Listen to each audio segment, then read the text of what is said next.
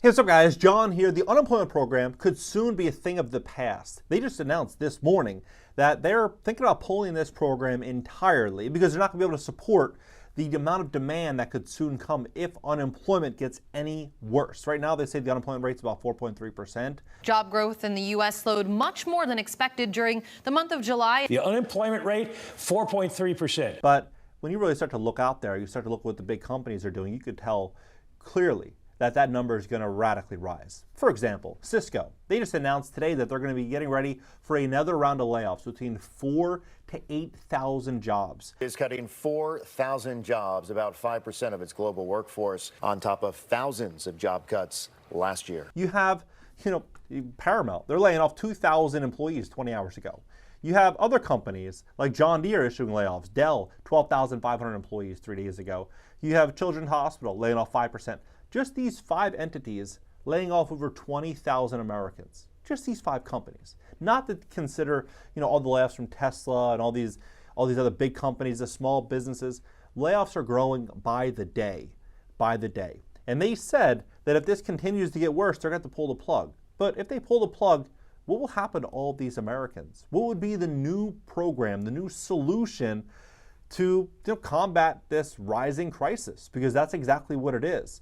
We're walking into a very, very, very big change in America. In this video, I'm going to show you exactly what this change is going to look like and where we're all going. Please hit the like button, YouTube will share the content, educate more people about what's going on in America's economy. If you'd like to fix your credit to position yourself, what I believe is going to be a once-in-a-lifetime opportunity to invest in distressed real estate. There's going to be a lot of distress in this economy. There's going to be a lot of opportunity for those with great credit. So if you have late payments, medical bills, charge-offs, foreclosures, bankruptcies, repossessions, or any issue at all in your credit report, go to greatcreditfast.com, click the link in the description just below this video, schedule a free call for Monday, and you can check out our reviews on Trustpilot. Take a look at this. So this is where we're going.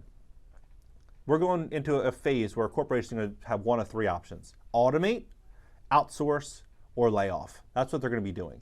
And so JP Morgan Chase announced today that it's going to be giving employees an AI assistant powered by ChatGPT maker OpenAI. Now, look at what Citigroup did. They have a project called Project Bora Bora.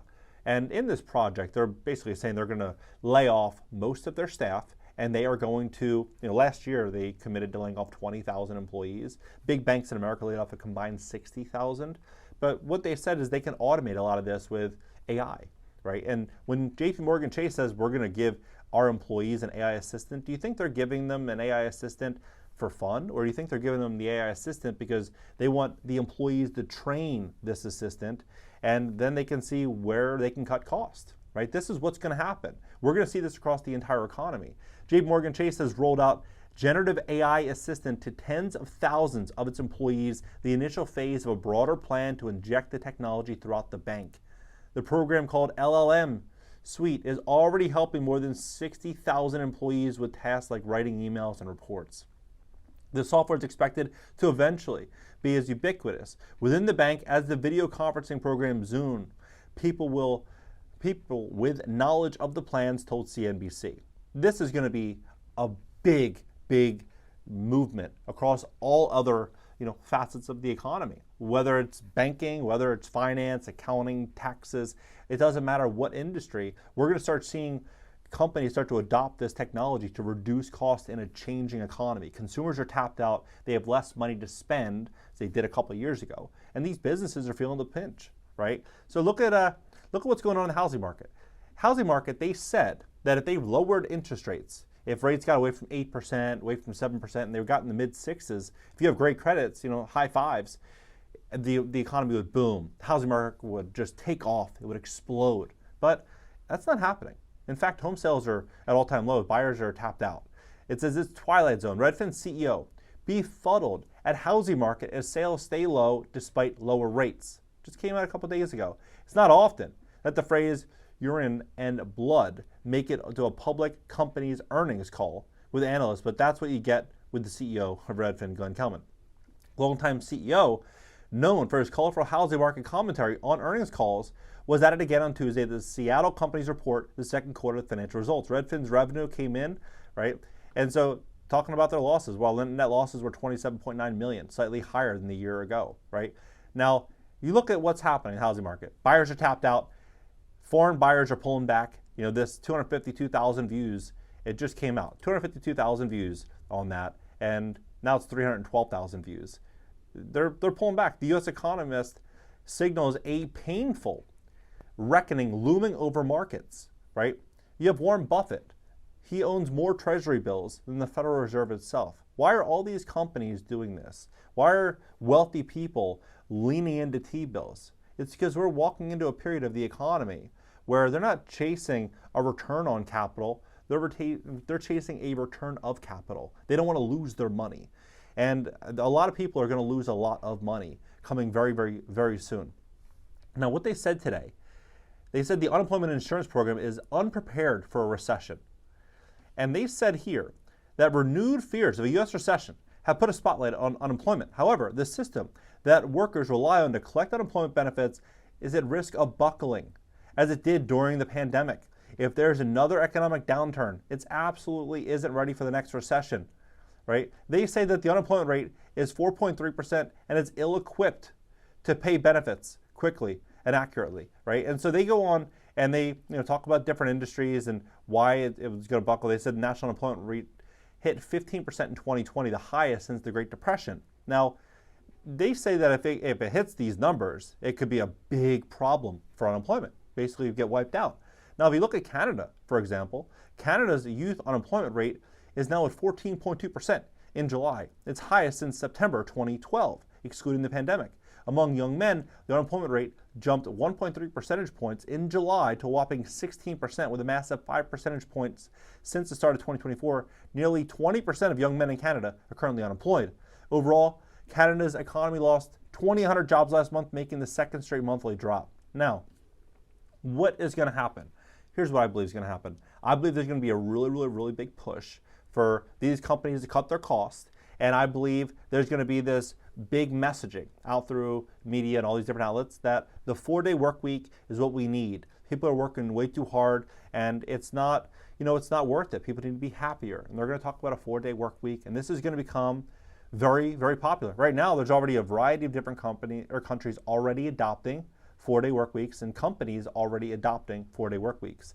As generative AI comes out, even the CEO of JPMorgan Chase, Jamie Dimon, said that we want to get to a 3 to 4 day work week with AI, right? So as this all happens, what will likely go forward is a universal basic income.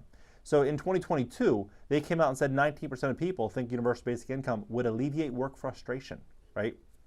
Well, they came out with this. This is just a couple days ago, or maybe 2 weeks ago. This was the exact date is right here, 2 weeks ago. Why Silicon Valley loves universal basic income. And what they said here is they said that meanwhile, both Elon and Twitter co-founder Jack Dorsey have also expressed their support for UBI.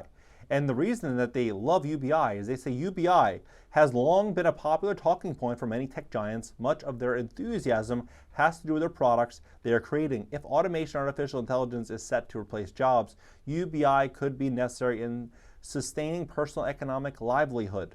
These forward-thinking statements of UBI approval are spread across Silicon Valley. Yang argued that UBI payments would enable millions of Americans to meaningfully transition in time of economic transformation, including brought by AI Altman, who donated to Yang's campaign, called an obvious conclusion. So you start to look at where we're going here. Everything in society is going to change. Everything. That's what we're at right now.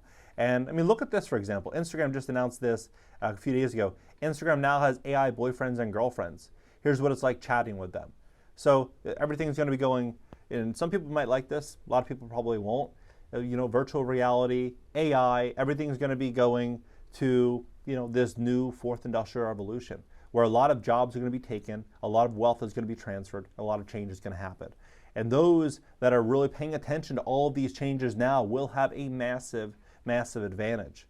Because what's really going on here? You look at the debt levels of Americans. You look at the debt levels of companies. There's just no way this is going to be some smooth, soft landing.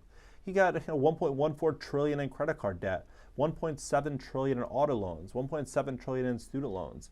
You have record high mortgage debt. You have consumers that simply can't afford to go through a drive-through. They view going through a drive-through as a luxury. The CEO of Kellogg says that people should be eating cereal for dinner. We have to see our customers where they are.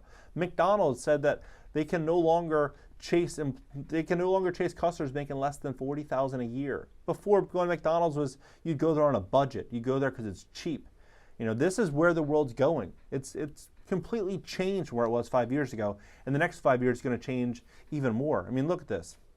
I spent one day interacting with chatbots made with Meta's new AI studio, and I already have 6 new boyfriends and 4 new girlfriends. 2 even asked me on a date. I'm not kidding. Last week, Meta launched its AI tools, which allow you to build a digital clone of yourself or invent a character powered by Llama 3.1 AI. Meta has previously launched AI characters using the likeness of celebrities like Paris Hilton, Mr. Beast, Snoop Dogg last year, but has now abandoned these bots in favor of ones made by users.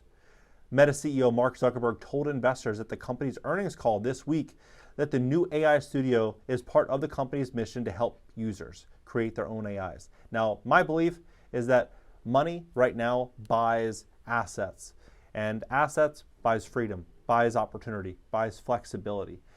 You want to own things in this changing world. As things get harder, you want to have things that are yours. If the world continues to change and people, they think that this will never happen, they're going to end up waking up to a world which they might not be satisfied being in, right? Being in a place to where you have flexibility, you have assets, I think you're just going to be happier. I mean, not for everybody, but for some people, right? Some people, they choose to have rental properties, they choose to have, certain options. And for those people, I think the clock's running out. The next 2, 3, 4 years, you're going to be able to accumulate a lot of distressed opportunities. You're going to be able to build a lot of opportunity for yourself and your family. And from now until probably 2027, 2028, there's going to be a massive cash grab for those that are ambitious, that are really, really hustling and really looking to, grow and build out that type of flexibility. What do you think about this entire situation? Where do you see America going with this? Do you think we're really walking into a 4-day work week? The unemployment program is going to essentially go bust and companies are going to continue to lay off? Or we could see the unemployment rate hit where it was in 2020? Maybe that could happen next year. What do you think about this? Let's talk about it below. And if you'd like to fix your credit to position yourself for funding, maybe to invest in distressed real estate, to get a business loan, maybe you have your own reason for it, but you need to pass a credit check. We'd love to help you if you have late payments, medical bills, charge-offs, foreclosures, bankruptcies, repossessions, or any issue at all in your credit report. Go to greatcreditfast.com. You can click the link in the description just below this video to schedule a free call. You can check out our reviews on Trustpilot. Catch you next video.